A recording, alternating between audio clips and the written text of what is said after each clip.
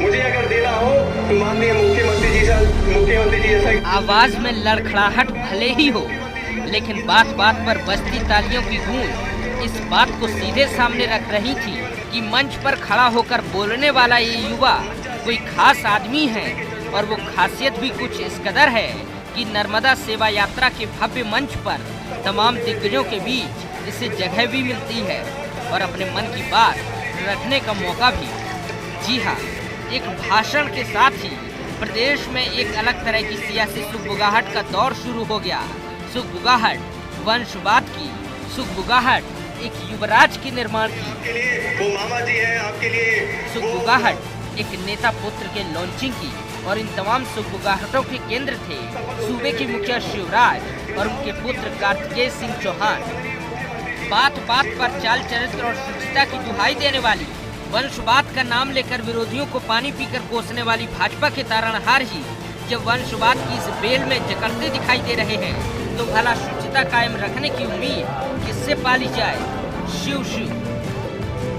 खैर, कोशिश की शुरुआत भर से यहाँ बात खत्म नहीं होती, बल्कि असल बीज तो इसने वो दिया, और मामले को लेकर तत्काल हरकत में आई कांग्रेस। कह दिया कि प्रदेश ने मामा का अब तक एक चेहरा देखा था, जिन्हें दूसरा चेहरा देखना है, अब देख। सभी के चरणों में प्रणाम। एक चेहरे से कुछ बोलते हैं और दूसरे जो चेहरे से असलियत निकलती है। हरदम उन्होंने विरोध किया परिवारवाद का। अब नर्मदा यात्रा के दौरान उन्होंने अपने पुत्र की जिस तरह से लॉन्चिंग की, वो बात किसी से छुपी नहीं। शिवराज सिंह जी के कथनी और करनी में जमीन आसमान का हमला पूरी तल्खी के साथ किया गया था, वो भी भाजपा के लिए भगवान का वरदान माने जाने वाले शिवराज सिंह चौहान पर।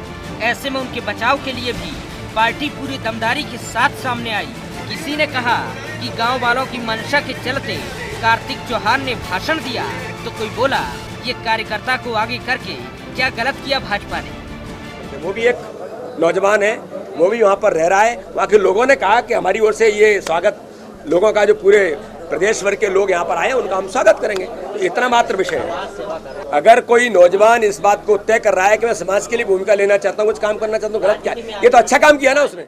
और मध्य प्रदेश में भी जो लगातार काम कर रहे हैं, और हर कार्यकर्ता को मौका मिलना चाहिए, चाहे वो नेता पुत्र है इसलिए उसको मौका न दिया जाए, ये नहीं होना चाहिए। 2018 का निर्णय तो चुनाव समिति करेगी, लेकिन चुनाव जीतने वाले को मौका देगी। बात सीएम शिवराज की है तो पूरी भाजपा दीवार की तरह खड़ी हो गई, लेकिन इस बीच शायद पार्टी के प्रति समर्पित नेता ये बात भूल गए कि शुचिता की इस दीवार में वंशवाद के दर्जनों सुराख अपनी मौजूदगी दर्ज कराने में लगे हैं। और यदि विश्वास नहीं होता तो जरा इन तथ्यों पर नजर डालिए। केंद्रीय मंत्री नरेंद्र सिंह तोमर के बेटे देवेंद्र तोमर विधानसभा टिकट की दौड़ में, कैलाश विजयवर्गीय अपने बेटे आकाश विजयवर्गीय को बढ़ाने के लिए लगातार सक्रिय, गोपाल भार्गव द्वारा अपने बेटे के लिए सांसदी का टिकट मांगने की बात जगजाहिर, मंत्री गौरी शंकर बिसेन की पुत्री मौसम बिसेन सक्रिय, भाजपा कार्य समिति में जगह मिली। मंत्री पारस जैन के बेटे संदेश जैन पिता के निर्वाचन क्षेत्र में लगातार सक्रिय। शहडोल से सांसद बने ज्ञान सिंह ने बांधवगढ़ सीट पर अपने बेटे को टिकट दिलवाया। सियासत क्या क्या नहीं करा देती सियासतमंदों से। बेचारे जनता से किए गए अपने वादों को कैसे याद रखें। यहाँ तो खुद के उसूलों को याद रखकर उन पर चलना भी भारी साबित हो रहा है। जाहिर है उसूलों को तिलांजलि देती उनकी कार्यशैली पर सवाल उठेंगे, जवाब भी मांगा जाएगा।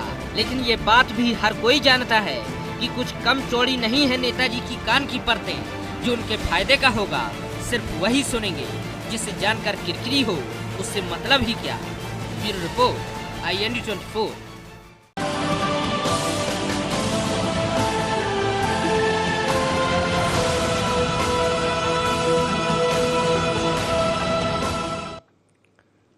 नमस्कार, IND एजेंडा वंशवेल में आपका स्वागत है। मैं हूं आपके साथ नवीन पुरोहित। चर्चा को विस्तार दें उसके पहले IND एजेंडा के मुख्य बिंदुओं की तरफ एक निगाह डाल दें। नर्मदा सेवा यात्रा के जरिए अपने बेटे को प्रोजेक्ट करने की तैयारी में है सीएम। यदि हाँ, तो क्या वंशवाद की जकड़ में आ रही है भाजपा?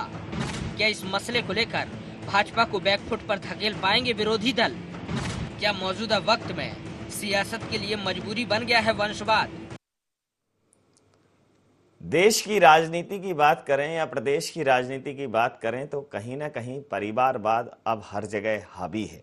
कुछ कुछ पार्टियां तो परिवारवाद की ब्रांड एम्बेसडर हैं, जैसे डीएमके, एडीएमके, समाजवादी पार्टी। ये वो पार्टियां हैं जो एक संगठन न चलाकर एक परिवार चलाता है।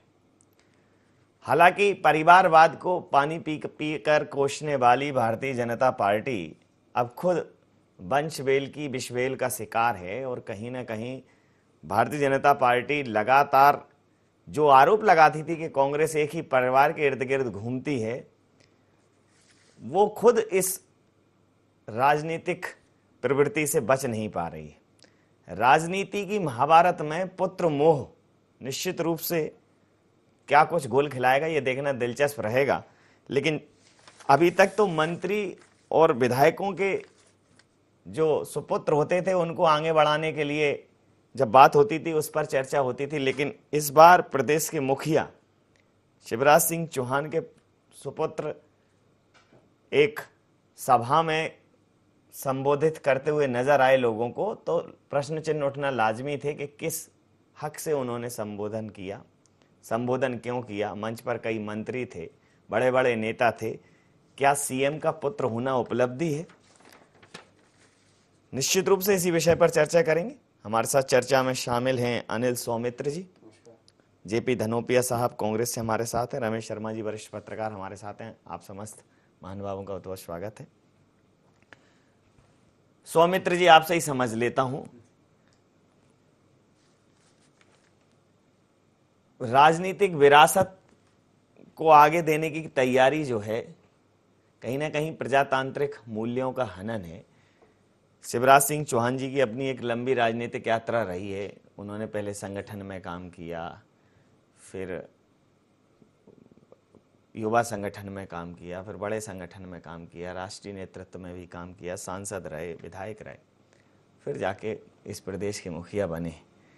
तो यही भारतीय जनता पार्टी की एक खूबी है, लेकिन ये खूबी कहीं ना कहीं अब थोड़ी कम होती नजर आ रही है। नहीं, इसमें खूबी कहाँ नज़र कम आ रही है। आप ये एक बात बताइए जी। मैं शुरुआत इस बात से कर रहा हूँ जी कि भारतीय जनता पार्टी के वर्तमान अध्यक्ष जी राष्ट्रीय अध्यक्ष अमित भाई शाह हैं। जी।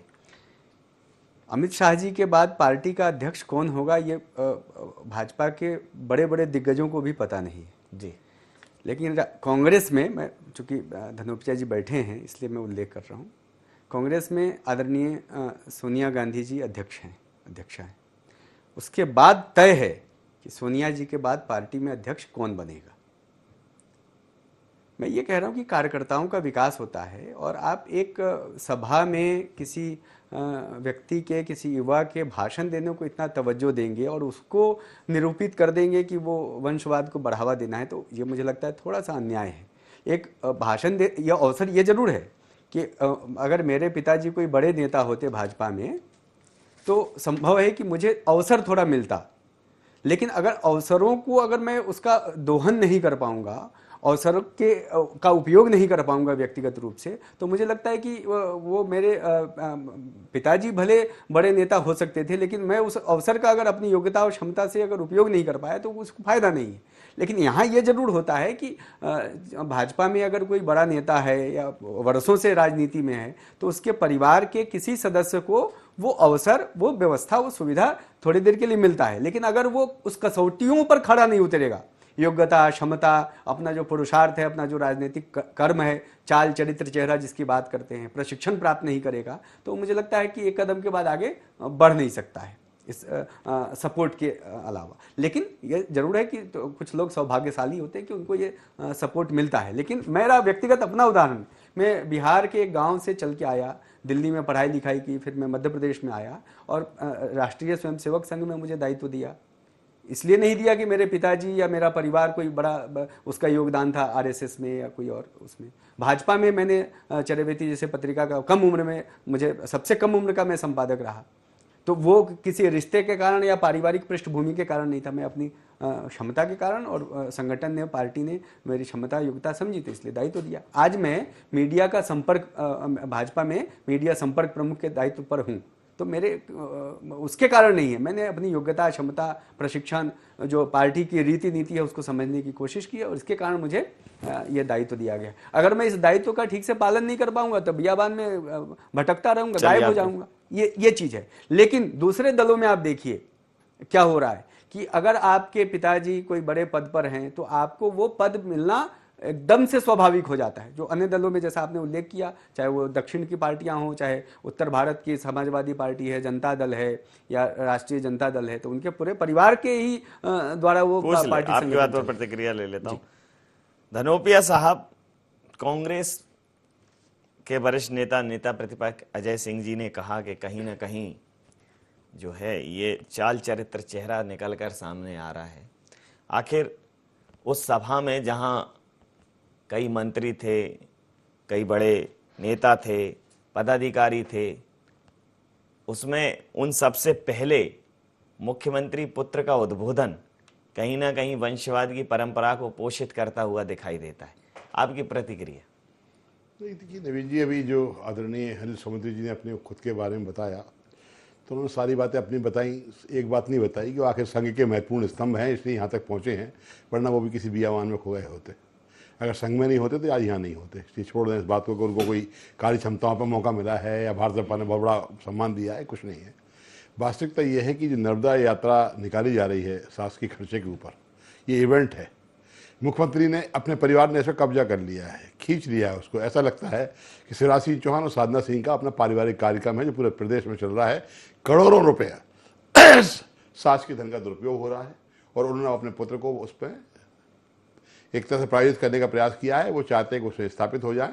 आपने कहा कि नेताओं के पहले, मंत्रियों के पहले, मैं आपकी जानकारी में थोड़ा सा इजाफा करना चाहता हूँ कि उनके पहले नहीं, एकमात्र सिर्फ शिवराज सिंह चौहान और उनके पुत्र कार्तिकेय चौहान के अलावा किसी की भाषण ही नहीं हुआ। सारे मंत्री, 12 मंत्री जो थे बैठे रह गए, कोई मतलब नहीं था। ये सिर्फ करें, सारे लोग कर रहे हैं। भारतीय जनता पार्टी में तो आजकल फैशन बन गया है। जब विश्वास सारंग, केला सारंग देख लीजिए, ये आपकी जो कृष्णा गौर, विजय बाबूलाल गौर देख लीजिए, हर्ष सिंह, धर्मनाथ सिंह, गोविंद सिंह देख लीजिए, सकलेचा को देख लीजिए, ऐसा कोई भी नहीं है भारतीय जनता पार्टी में जो बचा हो। पटवा जी को देख लीजिए। तो ये सारे के सारे लोग सब कहते हैं, चिल्लाते हैं। ये सब के सब परिवारवाद में इन्होंने व्यवसाय बना लिया है, राजनीति को व्यवसाय के तौर पर आगे बढ़ा रहे हैं। हमें कोई आपत्ति नहीं है। शिवराज सिंह चौहान अपने पुत्र को लाए, दूसरे पुत्र को लाए और उनके साले जो संजय बंसाली है, क्या नाम उनका, जो फिल्म बनाते हैं, उनको भी ले आए। लेकिन कब से शासकीय खर्चे पर तो ना रहा है भाई। शासकीय धन का दुरुपयोग तो ना करें। आप में साहस है, करिए, व्यक्तिगत तौर पर कार्यक्रम करिए, अपनी जेब से पैसा खर्च करिए और उसके बाद खूब उनको प्रोजेक्ट करिए और चमकाइए, सब कुछ करिए। ये देश की जात, प्रदेश की जनता के साथ धोखा और खिलवाड़ है। इससे बचे भाजपा के मित्र, वरना आने वाले समय में निश्चित मान के चलिए कि ये परंपरा तो बन गई। अब तो चाहे सापनाथ, नागनाथ, किसी पार्टी में हो, ये परंपरा आगे चलने लगी कि लोग अपने आप को बढ़ाने लगे, कोई व्यवसाय हो गया है। लेकिन मैं कहना चाहता हूँ शिवराज सिंह चौहान से, एक करनी और कथनी में अंतर रखें। जो दोहरा चरित्र दिखाते हैं लोगों को, वो बंद करें और सीधे तौर पर अगर कार्तिकेय को लाना है, क्योंकि ये एक बार फिर की योजना है, ये फिर चुनाव लड़ेंगे 2 जगह से, विदिशा से, बुधनी से, और 6 महीने बाद, चूंकि उनका पुत्र अभी 24-25 साल का हो नहीं पाएगा, 6 महीने बाद हो पाएगा 19 में, तब एक जगह से इस्तीफा देके चुनाव करा देंगे। तो ये उनकी, पता ऐसा लग रहा है सब बपत ही समझ लिया राजनीति को। ये सब बंद होना चाहिए। राजनीति में वंशवाद निश्चित रूप से घातक है, परिवारवाद और ज्यादा घातक है। वंश में तो कुटुंब कबीले आ जाते हैं, थोड़ा विस्तृत है परिवार का वंश, लेकिन वंश पर ही अगर सत्ता केंद्रित हो जाएगी तो विध्वंस सुनिश्चित है। अब जिस प्रकार से ये एक चलन चल पड़ा है, कहीं ना कहीं कई ऐसे सक्षम कार्यकर्ता हैं जो उन पदों से तो वंचित रहते हैं। तो चूंकि भारतीय जनता पार्टी का अपना एक संगठन है, बहुत सांगठनिक दक्षता के साथ वो काम करता है, संघ का उसे मार्गदर्शन प्राप्त है और संघ निश्चित रूप से वंशवाद और परिवारवाद से कोसों दूर है अभी भी। तो आपको क्या लगता है कि संघ क्या इस दिशा में कोई ऐसा कदम उठाएगा कि वो ये सुनिश्चित करे कि ठीक है, अगर वो कर्मठ कार्यकर्ता है और अपने बलबूते काम कर रहा है और काम करते करते करते ठीक है, लेकिन एकदम पैराशूट लैंडिंग नहीं हो, चमत्कृत और विस्मृत करने वाली स्थिति नहीं हो किसी आयोजन में, किसी कार्यक्रम में, किसी पद की नियुक्ति के मामले में। ये थोड़ा सा ध्यान रखना पड़ेगा, खासकर मामला जब प्रदेश के मुखिया से जुड़ा हो। देखिए, ये बात आप ठीक कह रहे हैं और यहाँ 2 अलग अलग बातें हैं। सबसे पहली बात तो ये है कि ये जो यात्रा निकल रही है, ये भाजपा का कार्यक्रम नहीं है। ये कहीं ना कहीं सरकार और जन भागीदारी से ये यात्रा निकल रही है। और जब ये यात्रा निकल रही थी इसमें सभी दलों के लोगों को आमंत्रित किया गया था और स्थानीय तौर पर बड़े नेता भले ही इसमें हिस्सा ना ले, लेकिन स्थानीय तौर पर लोग राजनीति से ऊपर उठ करके इसमें हिस्सा ले रहे हैं। एक बात हो गई। दूसरा, जहाँ तक कार्तिकेय का इस सभा में हम लोग जो देख रहे हैं, तो कार्तिकेय ने पहली बार ये सभा नहीं दी। मेरी व्यक्तिगत जानकारी में है कि पिछले काफ़ी दिनों से कार्तिकेय सीहोर जिले में, रायसेन जिले में और विदिशा जिले में सक्रिय रहे हैं। उन्होंने कई सामाजिक समस्याओं की बैठकें ली हैं और पिछले दिनों का जो बुधनी का जो विधानसभा का चुनाव था, जो शिवराज लड़े थे उसमें और जीते भी हैं। शिवराज 1 या 2 ही दिन बुधनी गए थे, बाकी सारा का सारा चुनाव का सारा प्रबंधन कार्तिकेय ने बहुत दौड़ भाग करके किया था। तो जनता के बीच में कार्तिकेय मौजूद रहे हैं और उस आधार पर उठे हैं। राजनीति में जैसे आपने खुद कहा, 2 तरह से लोग आते हैं। एक तो उसी परिवार में जन्म लेते हैं, उसमें सक्रिय होते हैं और सक्रियता के साथ वो किसी पद पर आते हैं, ये बात एक अलग हो गई। लेकिन दूसरा जो आपने पैराशूट लैंडिंग का सवाल बात उठाई, ये बिल्कुल अलग बात है। अगर आप देखें, कांग्रेस में भी ऐसे बहुत सारे लोग हैं जिनके पिता मंत्री रहे हैं, मुख्यमंत्री रहे हैं, प्रतिष्ठित पदों पर रहे हैं। किसी भी भाजपा ने भी उन लोगों पर कभी आरोप नहीं लगाया क्योंकि वो सक्रिय रहे हैं राजनीति में। अगर किसी परिवार में जन्म लेकर के जनता के बीच में कोई सक्रिय रहता है और उस आधार पर वो आता है, बात अलग हो गई। लेकिन ये बिल्कुल अलग बात होती है कि पार्टी का नेतृत्व, संगठन का नेतृत्व किसी खास परिवार का व्यक्ति ही करे, ये बिल्कुल दूसरी बात हो गई। या बाय द वे अगर सजा हो जाए तो पत्नी राजनीति का राह नहीं जानती, उसके बाद भी वो उसको मुख्यमंत्री बना करके जेल जाए। तो ये जो एक परंपराएं हैं, तो ये दोनों बिल्कुल अलग अलग बातें हैं। ये बात बिल्कुल सही है, मैं इस बात से तो एग्री करता हूँ कि राजनीति में किसी ऊंचे ओहदे पर कोई व्यक्ति रहा है और उसकी अगर संतान है तो स्वाभाविक रूप से उस पर उसकी नज़र जाती है। तो इसी तरीके से अगर आप देखेंगे, पिछले दिनों जितनी भी बुधनी क्षेत्र में जो सामाजिक कार्य हुए हैं, लोगों ने खुद कार्तिकेय को कहा है और कार्तिकेय ने नसरुल्लागंज में सभाएं ली हैं, रेहटी में सभाएं ली हैं, सलकनपुर के कई कार्यक्रमों में उनकी प्रमुख भूमिका रही है। और खुद साधना सिंह बहुत सक्रिय रहती हैं, वो महिला मोर्चे में भी, भाजपा की महिला मोर्चे में बहुत सक्रिय रही हैं। और विदिशा का जो चुनाव विधानसभा का था, वो चुनाव पूरी तरीके से बिल्कुल जमीन पर काम साधना सिंह ने किया। बेटियों के लिए वो इतनी सक्रिय रहती हैं। तो मोटे तौर पर कहीं ना कहीं जो लोग सक्रिय रहते हैं और उनको अगर अवसर मिलता है तो वहाँ आश्चर्य नहीं है। अजय सिंह जैसे कांग्रेस में नेता हैं, उनके प्रति किसी ने आश्चर्य व्यक्त नहीं किया। लेकिन कहीं ना कहीं ज्योतिरादित्य के प्रति, चूंकि वो एक परिवार से संबंधित है, वो बिल्कुल पैराशूट लैंडिंग है ज्योतिरादित्य की। अजय सिंह काफी दिनों से सक्रिय रहे और मुझे स्मरण है, धनोपिया जी को भी स्मरण होगा, एक वक्त बड़ा विवाद हुआ था कांग्रेस के भीतर। और अगर लेकिन कांग्रेस तो क्या है कि कांग्रेस तो वंशवाद और परिवारवाद इनको स्वीकार कर चुकी है। कांग्रेस ने तो कभी ये चर्चा उठाई नहीं।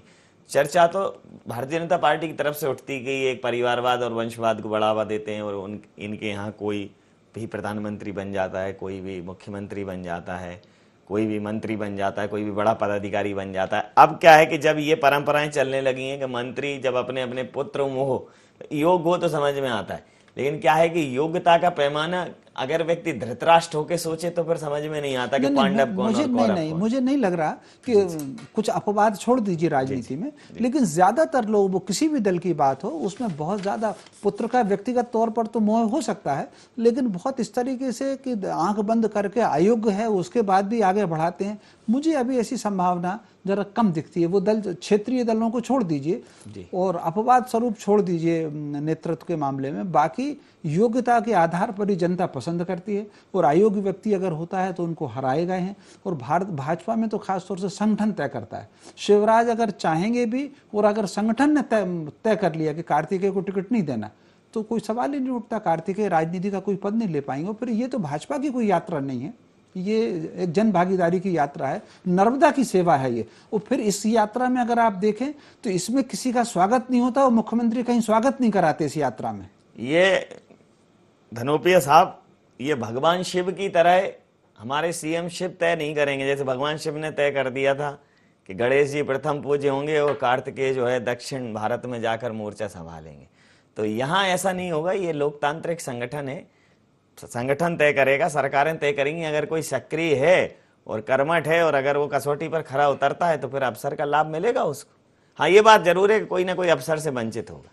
सही है। शिवराज जी के प्रवक्ता के तौर पर आदरणीय शर्मा जी ने अपनी बात पूरी करी है कि ये सरकारी नहीं यात्रा जन्म अपेक्षा है, शुद्ध रूप से सरकारी है। ये शुद्ध रूप से मध्य प्रदेश सरकार का कार्यक्रम है और शुद्ध रूप से कब्जा किया है शिवराज सिंह चौहान ने, उनके परिवार ने। नहीं, उन्होंने ये नहीं कहा, उन्होंने यही तो कहा कि ये सरकारी यात्रा है, भाजपा की नहीं है। सारी प्लस पॉइंट में शिवराज जी के लिए आप और कार्तिकेय के लिए समर्पित कर दिया। मैं बहुत माफी के साथ चाहूंगा, आपने सुना ही नहीं। उन्होंने ये कहा कि ये कोई भाजपा की यात्रा नहीं है, ये एक सरकारी यात्रा है। ये उन्होंने कहा ना सरकार की भी नहीं है, आंशिक है। ये तो जन भागीदारी की है। कौन सा जन भागीदारी कहां पर हुआ है बता दो शर्मा जी मेरे को, किसी की जन भागीदारी हुई है? जन भागीदारी जनता हो रही है शामिल, खर्चा कौन उठा रहा है?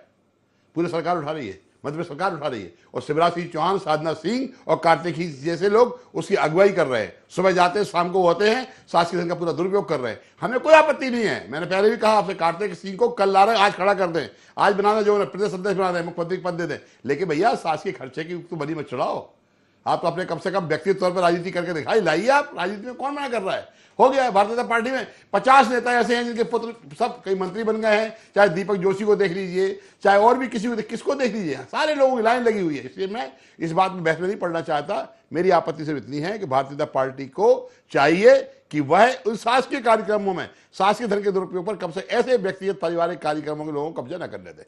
सौमित्र जी, धनोपिया जी को आपत्ति ये है कि यह कार्यक्रम सरकारी है, तो सरकारी कार्यक्रमों में ठीक है, मंत्री जाएं, नेता जाएं, मुख्यमंत्री जाएं, कोई समस्या नहीं है। लेकिन जब उस कार्यक्रम में जब इन सब चीज़ों से कोई नहीं जुड़ा है और उसके बाद वो कार्यक्रम में शिरकत करता है, ठीक है, अगर अतिथि है तो शिरकत करता है, आप बुला भी रहे हैं तमाम विशिष्ट अतिथियों को, लेकिन अगर ना वो अतिथि है, ना पदाधिकारी है, ना वो सरकारी किसी पद पर है, संवैधानिक पद पर, बावजूद उसके वो शिरकत करता है, तो ये जो दुरुपयोग का आरोप लगा रहे हैं उसको कहीं ना कहीं नहीं, देखिए बल मिलता है। नहीं, दुरुपयोग कहाँ पर है? मैं ये कह रहा हूँ, जैसा कहा कि जन भागीदारी, चलो जनता समाज का धन सीधे नहीं लगा है मान लीजिए, लेकिन उसमें जो सहभाग करने वाले, इस यात्रा में सहभाग करने वाले लोग हैं, आप देखिए सिर्फ अब जैसे वीडी शर्मा जी हैं, उस कार्यक्रम का नेतृत्व कर रहे हैं एक प्रकार से, पीछे नेहरू युवा केंद्र के राष्ट्रीय उपाध्यक्ष हैं। मैं यही बता रहा हूं। अरे अभी नहीं है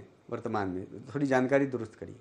दूसरा, जो जन अभियान परिषद है उसके जो उपाध्यक्ष हैं राघवेंद्र गौतम, उसमें बढ़ चढ़ के हिस्सा ले रहे हैं और एक प्रकार से जो संगठनिक उसका योजना है, उसकी इम्प्लीमेंटेशन है, वो कर रहे हैं। और जन अभियान परिषद की बड़ी महत्वपूर्ण भूमिका है। और इसके अलावे भी जो लोग सहभाग कर रहे हैं मंच पर, अब मुरारी बापू जी को बुलाया, उनका क्या दायित्व है बताइए? राजनीति में या शासन में कोई दायित्व नहीं? मैं उनका मैं देखिए, मैं ये कह रहा हूँ, कार्तिक बड़ा नाम है, कार्तिक शिवराज सिंह चौहान के सुपुत्र है, फिर कह रहा हूँ, साधना सिंह के लाडले अपनी मुरारी बापू तो बेचारे क्या है, देश के एक संत है और क्या। सही बात है, आप लोग ठीक कह रहे हैं। मैं इसलिए कह रहा हूँ कि मैंने अपनी पूरी बातचीत में जिनका नाम आप बार बार ले रहे हैं, माननीय मुख्यमंत्री जी के सुपुत्र, उनका नाम मैंने एक बार भी नहीं लिया है।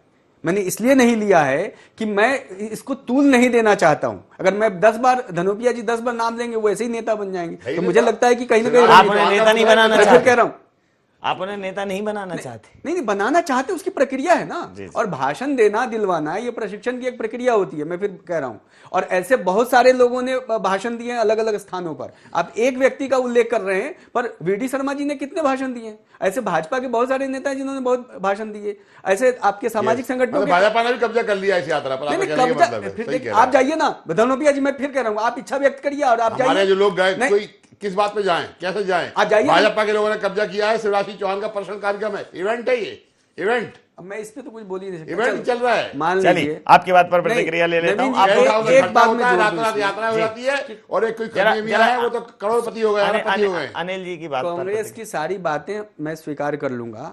अगर इनको आपत्ति है तो एक ऐसी ही यात्रा नेता प्रतिपक्ष अपने नेतृत्व में निकालें। खर्चा क्या सरकार देगी? अरे कम खर्चे में निकालिए, सरकार मान लीजिए नहीं देगा। चलिए, आप लोग तो दोनों हाथों से लूट रहे हो सरकार को। अच्छा मान लीजिए, आपकी बात पर प्रतिक्रिया ले लेता हूं, अंतिम प्रतिक्रिया। चूंकि रमेश साहब, लोकतंत्र जो है लोकलाज से चलता है, और जब आप लोकलाज की दुहाई देते हैं और शुचिता की बात करते हैं और बहुत ही सहज और संवेदनशील छवि को निरूपित करते हुए आगे बढ़ते हैं, तब एक छोटी सी भी बात पर जो है प्रश्न चिन्ह लगना लाजमी है। क्योंकि आप एक आदर्श व्यक्तित्व के साथ समाज को पथ प्रदर्शित करते हुए नजर आते हैं। तो शिवराज जी चूंकि वैसी व्यवस्था में हैं, तो इस वजह से जब उनके पुत्र ने भाषण दिया तो इस पर थोड़ा हंगामा होना लाजमी था। देखिए, मोटे तौर पर मुझे इस पर आश्चर्य है कि ये मुद्दा राजनीतिक मुद्दा है नहीं। इसकी यात्रा का आयोजन भाजपा कर नहीं रही। इस यात्रा का आयोजन जो कोऑर्डिनेशन कर रही है वो जन अभियान परिषद कर रही है और जन भागीदारी से हो रहा है। थोड़ी देर के लिए मैं एक उदाहरण देना चाहता हूं। अभी परसों ही घाट पिपलिया में करीब 10,000 लोगों का भोजन हुआ। क्या सरकार में वाउचर लगे? जैत में करीब 20,000 लोगों का 25,000 लोगों का भोजन हुआ। क्या सरकार में वाउचर लगे? स्वाभाविक रूप से ये जो जगह जगह पर भोजन हो रहा है, मोटे तौर पर स्वाभाविक रूप से इसके बिल बिल्कुल नहीं लग रहे हैं। तो कहीं ना कहीं जन भागीदारी से ये यात्रा निकल रही। फिर इस यात्रा का उद्देश्य पूरा नर्मदा की सेवा है। तो मोटे तौर पर अगर कोई अब नर्मदा की सेवा के लिए आस्तिक बनाना चाहता है अपने पुत्र को, तो उसमें क्या दिक्कत है? और उसमें चूंकि नर्मदा की सेवा है, इस पूरी यात्रा में अगर आप देखें, ये मैं समझता हूं 100 से ज्यादा दिन होगा, 104 या 105 दिन होगा यात्रा को निकलते हुए, किसी व्यक्ति का मंच पर स्वागत नहीं हुआ। ना तो अतिथि का स्वागत होता है और ना मुख्यमंत्री का स्वागत होता है। सामान्य तौर पर यह बात होती है और ये नर्मदा की सेवा है, जन का संवाद है और नर्मदा की सेवा के लिए यात्रा निकल रही है। समय सीमा के चलते मैं ये चर्चा समाप्त करूंगा। आप समस्त महानुभावों का बहुत बहुत धन्यवाद, बहुत बहुत आभार। तो राजनीति की वंशवेल निश्चित रूप से विषवेल है। राजनीति में वंशवाद और परिवारवाद निश्चित रूप से घातक है और एक दूसरे पर इस बात के आरोप प्रत्यारोप समय समय पर लगाए जाते हैं। लेकिन राजनीति अब हो गई धृतराष्ट्र के समकक्ष। पुत्र पुत्री बन रहे हैं निगम मंडल अध्यक्ष। ये पुत्र मोह और पुत्री मोह निश्चित रूप से उस कर्मठ कार्यकर्ता के साथ अन्याय करता है। पहले हमारे गुरुकुलों में, चाहे वो राजा का लड़का हो या किसी अन्य व्यक्ति का, एक साथ में तालीम लेते थे, एक पूरी प्रक्रिया से गुजरते थे। वो भारतीय जनता पार्टी उस प्रक्रिया के लिए जानी जाती है, चाल चरित्र और चेहरे की बात करने के लिए जानी जाती है। तो निश्चित रूप से जिम्मेदारी भारतीय जनता पार्टी की ज्यादा बनती है। और सवाल प्रदेश के मुखिया से जुड़ा है, शिव से जुड़ा है।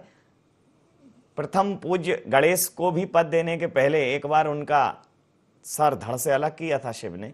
तो इतना साहस निश्चित रूप से दिखाना पड़ेगा, तभी उदाहरण प्रस्तुत कर पाएंगे। IND एजेंडा में नहीं, आप बने रहिए IND 24 के साथ और देखते रहिए IND 24। नमस्कार।